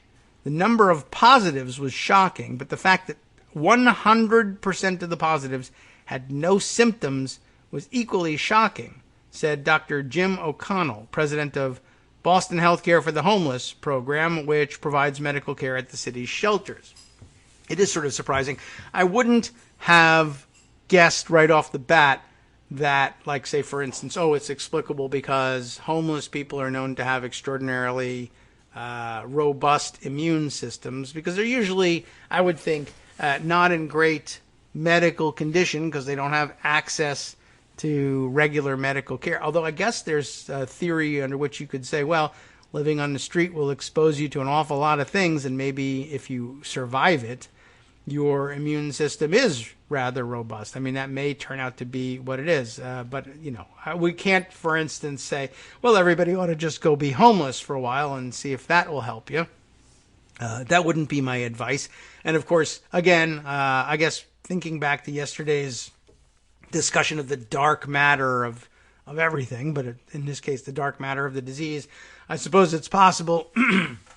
You are looking, of course, at the people who've managed to survive the condition of homelessness, and not everybody does. All right, O'Connell, the medical director here, said that the findings have changed the future of COVID-19 screenings at Boston's homeless shelters. All the screening we were doing before this was based on whether or not you had a fever above 100.4 and whether you had symptoms, said O'Connell. How much of the COVID virus is being passed by people who don't even know they have it? I think this is really the emerging theme for discovering a way forward in all of this anyway, at least the write-ups of it. The 146 people who tested positive were immediately moved to 2 different temporary isolation facilities in Boston. According to O'Connell, only one of those patients needed hospital care and may continue to show no symptoms. I guess that would be pretty hopeful news. All right, so there's more to the story, but just moving on here again, just to fill in more of the blanks here in my own thinking and coverage. One of the other things that that Baratunde mentioned in his video covering the white paper from Harvard, that there was more to the reopening scheme than phasing in our reopening and doing testing and tracking. There was a bit more to it, and that they really described the process as changing and adapting the infrastructure of our society and of our work lives, and that it would involve of not only just massive testing and screening, but well, what does that mean? That would mean, reporting to work in your office building might mean something that might be invasive of your privacy in other situations. Everybody having their temperatures screened, etc. Even though we find out that's not the good basis for administering tests necessarily, whether or not people have a temperature. But at least that might not be the best basis for distributing the use of our tests, since we now are going to be scientifically very interested in asymptomaticity. But at any rate, that this recovery plan, if it were designed this way, would entail very great changes to what we would ordinarily accept in terms of our privacy and our medical condition, but that would all be geared towards trying scientifically to identify the people strong enough and resistant enough to the disease at the moment anyway, to be doing more of the essential work and the work that it takes to lighten the economic burden, even if it's not necessarily essential per se, so that our losses while we wait this thing out are not as deep and as great. I just wanted to mention that that's a part of the plan too. All right. Other news, and I'm sure this, for instance, might be discussed in depth perhaps when we speak with Joan. There's been lots of news about how the Paycheck Protection Program, PPP, or as Donald Trump calls it, P. He calls a lot of things P. He likes to spend a lot of time talking about P for some reason. I don't know why he couldn't just put the other two in there. Well, anyway, let's see. We've learned that all of the loans have been eaten up. What was it, $350 billion in loans that were set to go out to, well, ostensibly to small business because it's the backbone of America, etc. But the news is that, let's say, larger concerns than those things we traditionally think of as small business seem to have run out and sopped up all of the juicy loans before any real small businesses, well, not any, but before small businesses were able to move on it. And that, I guess, stands to reason. The larger businesses have legal departments and the kind of personnel who can mobilize quickly and fill out that paperwork and dedicate their time to working with the banks and getting a hold of that money. And so that has resulted in a lot of individual stories of, again, places that we wouldn't think of as small businesses. For instance, I guess the ones that have really taken on water and all of this. Ruth's Chris Steakhouse, the chain of high-priced steakhouses around the country, and I guess a chain of low-end steakhouses known as Shake Shack have also gotten a hold of considerable chunks of this money. Shake Shack is in the news for having gotten $10 million loan out of all this. But then I guess the PR department thinking better of it, and they returned the money and said, you know what, we don't want to get in on this after all. Not sure whether or anything similar is under consideration at Ruth's Chris Steakhouse, but they too grabbed up a certain portion of the money. Oh, and maybe Joan even knows how much of it they happened to grab, and we can ask her right away as we've got a couple minutes before our break. Good morning, Joan. How are you? Good morning. I heard Ruth's Chris Steakhouse, Yeah. and I thought, uh-oh. All right, you better do it. Okay. Yeah, I was just noting everyone, I think, has seen the stories now and lots of coverage of it over at Daily Kos and around the media sphere. But, yeah, we haven't really discussed it yet, that all these larger corporations are, I don't know exactly what they're doing. Either they're claiming to be small or saying, a small LLC division of our company will claim it. Or it's just we had bad laws. It's possible, too. Okay, we have bad laws. Okay, well, you would know that, yeah. It was written in. Yeah, what Trump happened with that? and Mnuchin and McConnell got it in, and yes, Democrats should have caught it, should have said, excuse me, these aren't small businesses, but restaurant and hotel chains were loopholed in. I see. Restaurant and hotels. Do we know anybody that owns any of those? Do we? I He can't think of swears yesterday he didn't get any of that money. In fact, before he was asked, he volunteered the fact that he didn't get any of that money. I see. That's well, good for him for volunteering that he says he didn't get any of it. Now, of course, will turn out to mean I didn't. DJT Steakhouses LLC got it. Right. Yeah. The small business with nobody working at it. And one employee, the guy they hired to seek loans. Right. So, okay. It turned out that it went largely to bigger businesses, to well-established businesses, and to a lot of businesses in very, very red states. Yes, that too. Right. I hadn't gotten to that. It was skewed towards, I think they were saying that some of these red states, like 75% of applicants were approved, whereas East North Coast Dakota states, and Nebraska both. Yeah. And it was like 23% in California. Right. So I guess it was as partisan and as poorly administered as you might have feared. Whether everybody working in the program was on the same page in getting there, I don't know. But yeah, certainly Ruth's Chris Steakhouse probably not thought of typically as a small business, and I don't know. I guess they didn't have to squeeze in through a. They had $42 million in profit last year. Okay, right. Clear profit. Seems bigger than small businesses. Seems like they could tide themselves through. This is one of the things that I'm really worried about. Every time I watch TV and I see all of the restaurant chains, the fast food chains on, saying, we have delivery, we have pickup. I worry that they're the only ones that are going to survive this. Because they're hustling that way. And Because they're hustling that way, Yeah. because everybody sees them.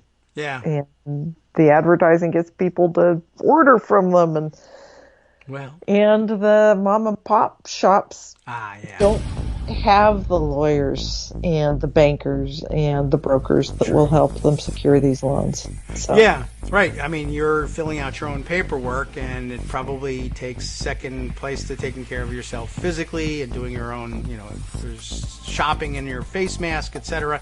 And there probably are a lot of people who are just about getting ready to make their application, only to find out, hey, we're done now. All the loans money's are gone. Yeah. But on the return, we'll have a little bit of news on that. Great. Thank you. Hi, it's me, David Waldman, your host for Kagro in the Morning, and I've learned that I either need to update these announcements more often or stop saying that the announcements are brand new. What's not new is that this message, too, is a call for your support in keeping the Kagro in the Morning show on the air. My thanks go out to all of you who do support the show through your donations. The stats say that Kagro in the Morning fans download our program about 2,000 times each weekday, but our donors make up only about 8% of our daily listeners. Patreon.com, Patreon.com, makes it simple to make easy, secure, recurring monthly contributions to support our show. Patreon.com/KagroX gets you straight to our donation page. If we're helping keep you sane during the Trump era, consider what that's worth. $1 a day? 50 cents? One thin dime? We do about 20 shows a month, so pick a number, do the math, and head to patreon.com/KagroX to let us know.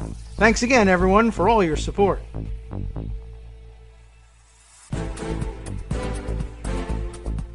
Right, welcome back now to the Kagro in the Morning show. I think, maybe, here on Netroots Radio. We're definitely on Netroots Radio.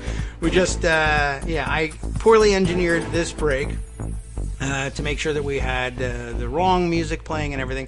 But we'll just launch right back into it and say, welcome back to Joan McCarter, if you missed the first part of the segment with her here. Just confirming the stories we had heard about some businesses that we wouldn't ordinarily think of as small ones, claiming a major portion of this paycheck protection program. All right. So, do we want to continue to explore that story? Yes, we can. Okay. Is the music there? There it goes. I'm going to fade it out here. Yeah, now your turn. No more music. Less music, more Joan. Go ahead, please. As of this morning, Chuck Schumer and Chuck Grassley say there's a deal for more money for small businesses, and Democrats secured some of it to actually go to real, what we think of as small businesses. It's frustrating because a lot of the stuff we absolutely need is not in this bill. Yeah. This is an interim, they're calling it. Okay. Phase 3.5. If you'll remember, a couple weeks ago, McConnell started screaming about we've got to have more money for small businesses. Democrats said, yeah, no, not without this. Mm-hmm. We got some of this Democrats wanted. Mm-hmm. $75 billion for hospitals, which need all the money they can get. Yeah, I heard hospitals are in demand. $25 billion to states to expand testing so that they can responsibly reopen their economies after they've, been able to test people. And another $350 billion for the small business loan program. Okay. But half of that, $125 billion. Well, no, not half. Part of it. Yeah. 125 twice is just 250. Yeah. So $125 billion will go to underbanked businesses. So it'll go to local and community businesses, micro lenders, the people more likely to be in touch with the real small businesses out there, the nail salons, the corner restaurants, the ones who don't have banks at their beck and call. Yeah. Well, that's a wise policy, at the very least. Something that will, I think, drain a little more slowly in order to give people who are actually trying to make their way in life the chance to fill out the paperwork as opposed to handing it to the legal department and saying, make that happen while I go to my vacation house or whatever. Right. Yeah. All right. Well, What they didn't get, which is really, really frustrating, is a 15% increase for SNAP benefits for food stamps. Oh. They didn't get any more money for states and cities and counties who are seeing serious revenue declines.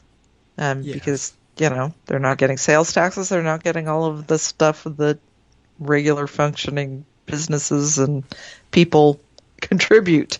Yeah. Gas taxes, whatever. Their revenues are really, really tight, which means they're having to cut emergency services in part. That money wasn't there. There wasn't money for the post office. There wasn't money for election security, for vote by mail. Yeah, these and are all... they keep saying, well, we'll have it next time. We'll have it next time. Hopefully we have leverage to have it next time. Yeah. I guess the leverage that existed, and I understand what the pressure must have been. Obviously, if you have the first $350 billion in the Paycheck Protection Program run out, and then there are complaints that it wasn't even small businesses that got it, there was the opportunity briefly there to say, well, okay, we all know that's an out. More money is a must pass, so we should also take care of other must do priorities. Republicans, of course, saying no to all this. And at some point you have to say, all right, we fought it out. Were there concessions that we could have gotten? I guess there were some, and some were included, and money to hospitals. I don't know how you walk away from that in the middle of this. Yeah. So, yeah, I can see how it got to be tough, but hopefully there's another round. But if it turns out that small businesses are pretty adequately taken care of in this, and really honest, I don't think so. So there may very well be another round, as people say. That just wasn't enough for us, period. Yeah. And maybe when you start to hear from businesses that are supposed to be reopening in places like Georgia, and they say, well, now we're allowed to be open, we just can't function because we don't have any money, perhaps that would be the sort of thing that would motivate Republicans to a full round 4.0. But we'll see. Maybe they don't really care about the body art studios and nail salons. It's a very strange combination of businesses. They clearly don't. I mean, that's one of the reasons. They wrote the bill so that big businesses could get money. Yeah. And, one of the things McConnell was trying to do was just give more money to big businesses by trying to force this through, trying to bash Democrats into allowing this through on unanimous consent, refusing to negotiate with them. Again, Schumer had to do sort of an end run around McConnell and talk to Mnuchin directly to get this done. Yeah. It's very frustrating, very frustrating. Right. And I hope the impetus is still there to come back and fight hard for phase 4 for the really, really big stuff. Yeah. And I guess, well, let's see. We're not too far off from the original target date for Congress actually returning. And it was supposed to have been yesterday. Was it? Okay. Both chambers extended until May 4th. Right. Okay. Yeah, that's the date I had in mind. So it must have been you told me about that. And so that's not too far away, although it's not too far away, although there are a lot of members who are thinking, I really don't want to go back there. Yeah, well, could blame them. And we still haven't figured out entirely how to deal with that fact. Jim McGovern, who is the new Rules Committee chairman, has come up with a proxy voting system that seems to be accepted by leadership, so that a member can have a number of proxy votes with them. So they can cut down the number of people who need to be in the chamber by, say, 3/4. That makes a certain amount of sense. That's an old play, an old procedure that they did away with many years ago. But proxy voting lasted at the committee level into the 80s and 90s, I think. You used to be able to do that and just literally give your proxy vote to somebody and say, vote aye on reporting this bill out for me. I can't make it to the hearing and or the markup. But so that represents a good middle ground, because I know there was a lot of pushback among the leadership saying, our rules really don't permit for remote voting, and I'm not certain whether we can clear constitutional hurdles with this thing or not. But that's a great interim fix. I think we used to vote this way all the time, so bring it back. Yeah, it still puts people at risk. Clearly, people have to be in the same room together. It has been encouraging. You can see that the House is taking this very seriously. Whenever they show the House going into pro forma session, they've got a cover on the mic. They've got the presiding officer in a mask and gloves. Mm-hmm. The staff is all masked and gloved. On the Senate side, however, they're not doing all of that. They're not taking it quite so seriously. And, fewer people, I guess, in the Senate chamber, but still.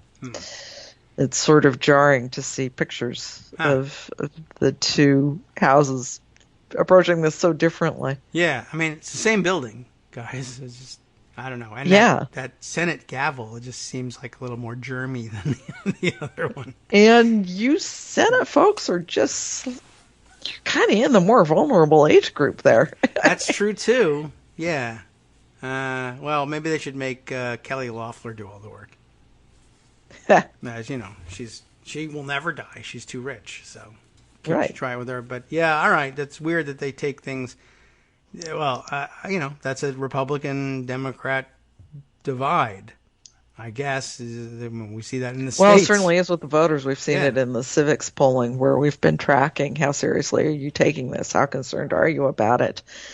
And as of yesterday, the Civics Tracker, Daily Tracker, showed that we're back in net unconcerned among Republicans. Net unconcerned among Republicans, and negative prices on barrels of oil as well. I don't know how that happened. I'm just, I'm going to spend the rest of the day out digging a pit, I think, in my driveway to put in an oil tank. It's not a bad idea. I think you have to be trading in futures to take advantage of that. But still, the actual price of a barrel of oil is next to nothing anyway. But yeah, the futures market went negative, and that's a weird and different thing. But still, you're getting paid to take the oil. Yeah, or at least to take responsibility for taking delivery of the oil that no one knows whether you'll be able to sell later. I guess that's why it went to the negative. Futures are weird. But still, oil, cheap. Well, and maybe this is why Trump's out now this morning he wants to get rid of a whole bunch of new regulations. Maybe. In support of our great oil and gas. You can start pumping that oil into anything. Ponds, right. Lakes. Water coolers, if you... wherever there's capacity. I don't know exactly what motivates it. I do remember that he was saying last month that he was going to be such a deal-making genius and was going to buy lots and lots of millions of barrels of oil for the Strategic Petroleum Reserve, and I think he was thinking of paying like $20 to $30 a barrel for it, which is now like a penny or whatever, or at least the futures market now makes it negative. And it's possible that the federal government, I guess, could soak up all that oil and put it in the strategic reserve just to get things moving. Wouldn't be a bad idea. But he had plans to spend several $1 billion on it because he's such a great deal maker. Yeah. And Congress said, no, now's not the time for it, and didn't appropriate money. So it may be them that saw that coming and said, maybe now would be the time when it's almost zero. Now would be the time. Yeah. But of course he will claim that I knew all along. Just like I was right about ventilators and right about tests. I was right about wanting to spend $30 billion on oil that's now free. Okay. Well, you never know. You never know. Okay.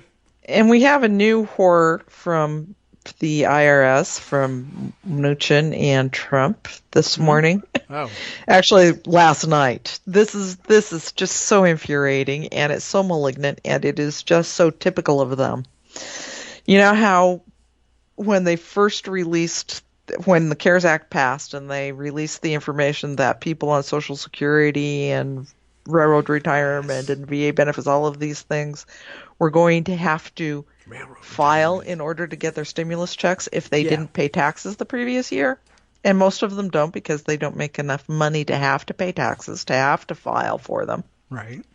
They were going to be forced to file anyway in order to get the money, despite the fact that they get checks every month from the government, that all of their information is right there, that it's easy to get that money to them. Yeah. So we got the IRS to back down from that. We got them to figure that one out and get that money out to folks without them having to jump through hoops.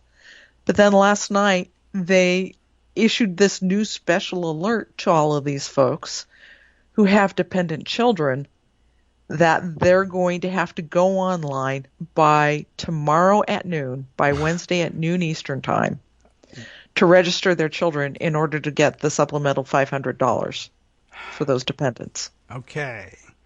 So that they had no idea about until yesterday? Apparently. And if you don't do it by tomorrow at noon, then you'll have to wait until next year and file for them. Wow. So that rolled out real smooth because of the finance geniuses at the time. I don't know. I guess they just have no logistical abilities, but apparently, or they're just that malignant. Yeah, I mean, there's really that they want to punish these people some way. They haven't been able to do it by forcing them to go online to file their taxes that are zero.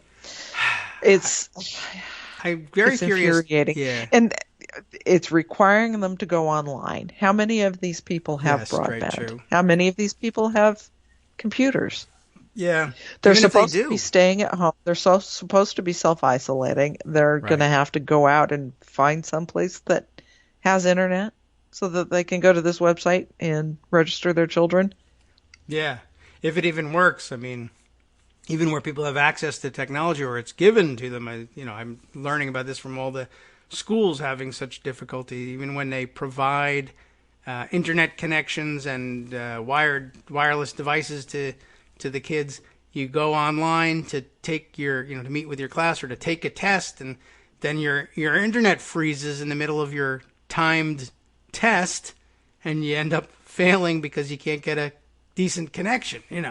People, if they have until Wednesday, tomorrow at noon or midnight or whatever it is, right? The place will be flooded. It's noon. Tomorrow at noon. They gave them less than 48 hours notice. Who does this noon business, too? It's usually at least midnight, they say. Yeah. Well, we don't want to stay late at work. And it's information that they already have. Right, true. You could just raise that check. You know what you do? Go into the system where it says you're sending me whatever pittance you're sending, and then put some zeros at the end of that and send the same check.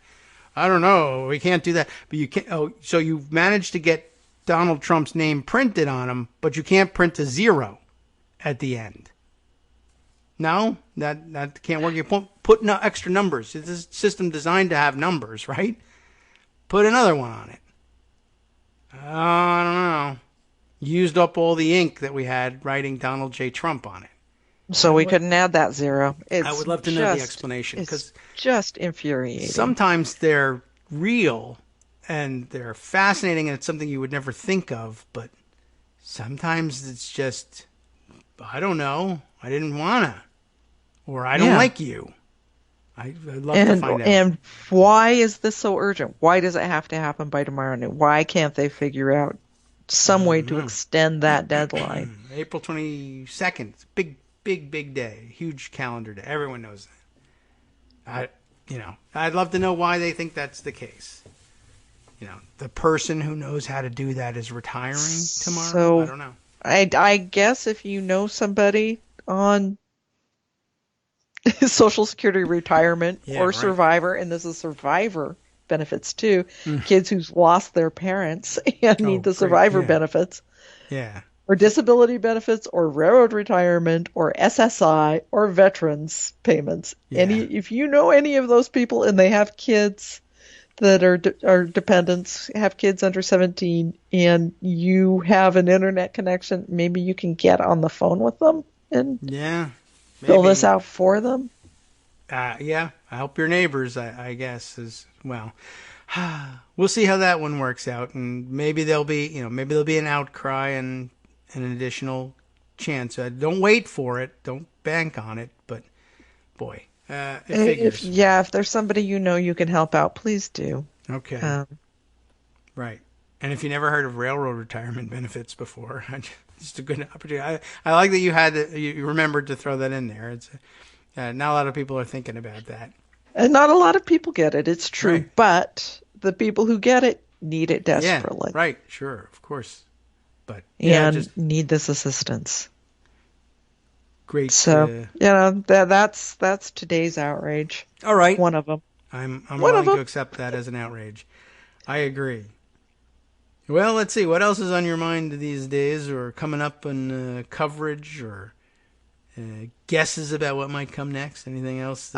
You never know what's going to come next. We're not that's true. allowing immigrants in anymore, apparently. Oh, right. Yeah, wait. I forgot to mention that. That was the last night's outrage. I think like 10 o'clock, he was still awake and tweeting that he's going to close off all immigration. I don't know. I guess he still thinks his big accomplishment in all of this was closing the border with China, which we don't have a border with China, obviously, but we don't have a border with China, and tens of thousands of people came from China after he supposedly closed that down. Yes, I mean that was highly ineffective, of course. One of the things everyone seems to have forgot. I love reminding everybody every time he says, "I was right. I closed the border with China so early." People were so surprised. That was his line yesterday. Was people can't believe how early I acted.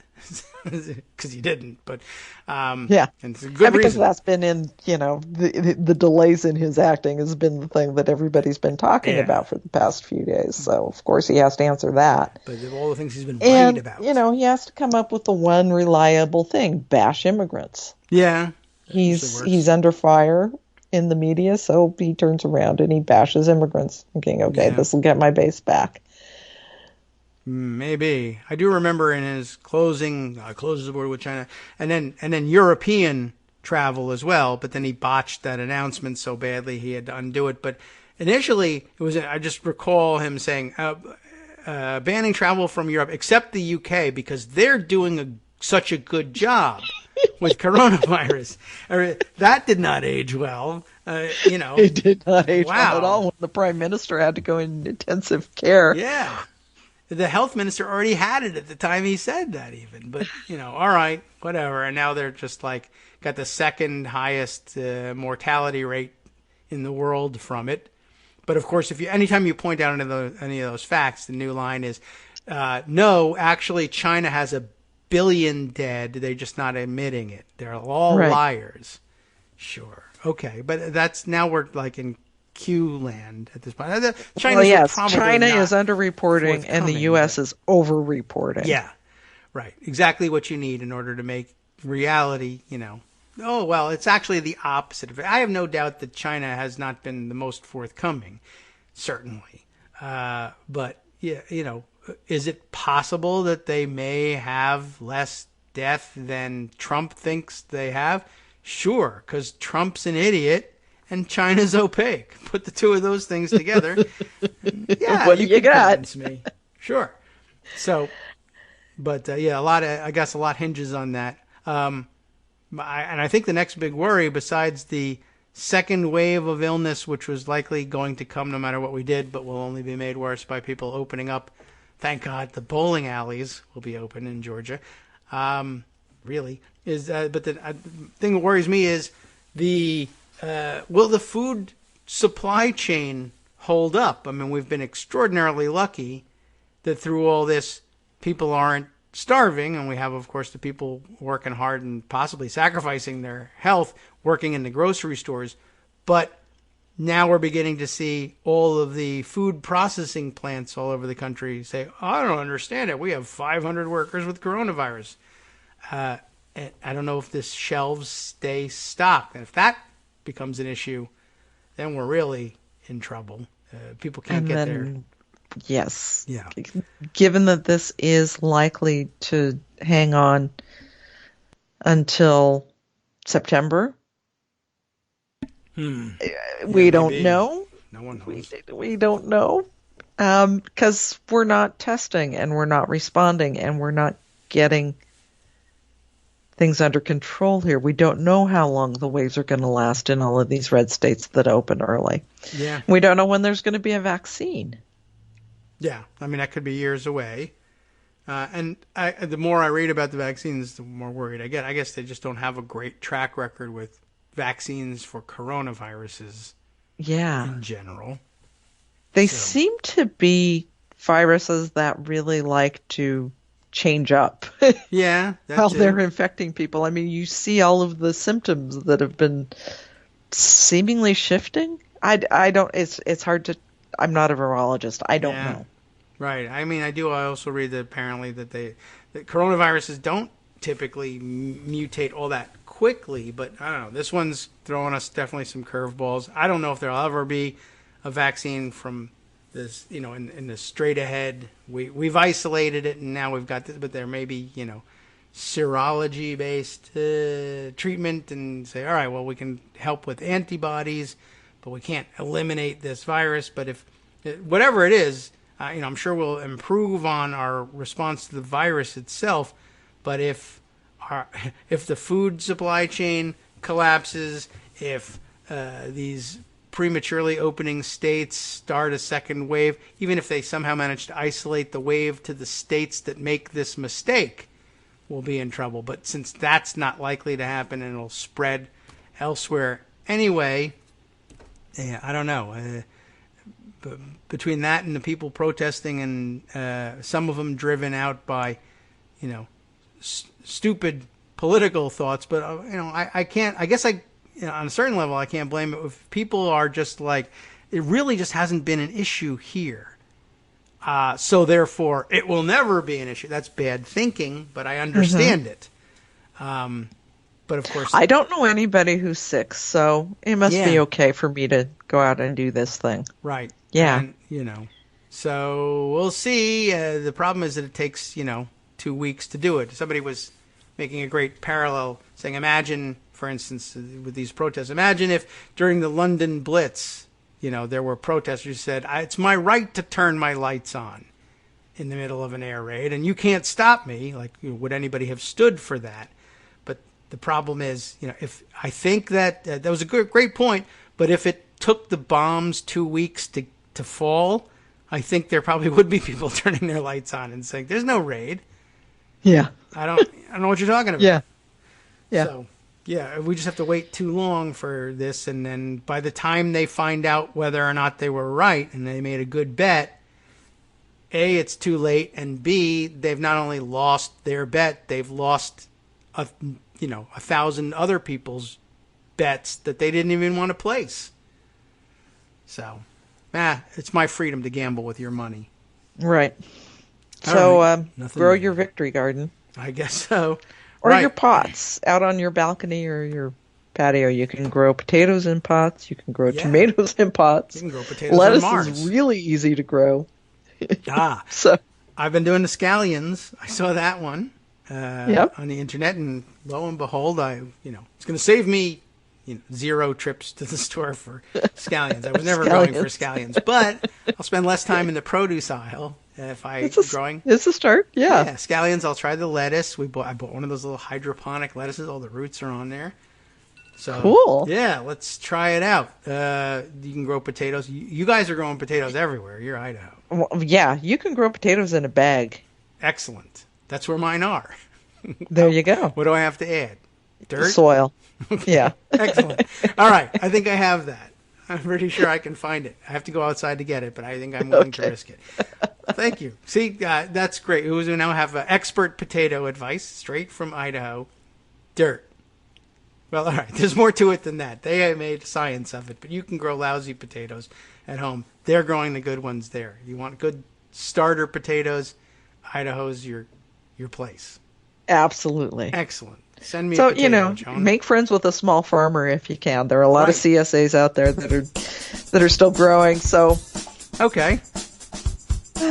Keep them in business. Yes, I'll do that. In the meantime, can you FedEx me a potato? And Will do. Thank you. I appreciate that. No, I'm sorry. Wait a minute. I take that back. I mean, I'll take the potato. Do use the postal service. I am willing to wait. Okay. And besides which, it might sprout in the mail while I'm waiting. Although it's You'd dark. be that much further ahead. Yes. Okay. Thanks very much. I appreciate it, and I will appreciate the potato once that gets here, too. All right. Well, it looks like we may have some more legislative action in the offing in the next couple of days, and things will heat up. Possibly as soon as today. So keep your eyes peeled. Okay. So by the time eyes peeled. That's good. I got you there. I see what you did with my actual eyes. Thank you for keeping us up to date. And we'll visit with you again next week. And good. Maybe we'll have some actual happenings by then and some more imminent. Appreciate your coming by. Thanks so much. Stay safe, everyone. All right. You do the same. We'll talk to you again next week. Thanks, Joan. Joan McCarter, everybody, senior political writer at Daily Kos, of course.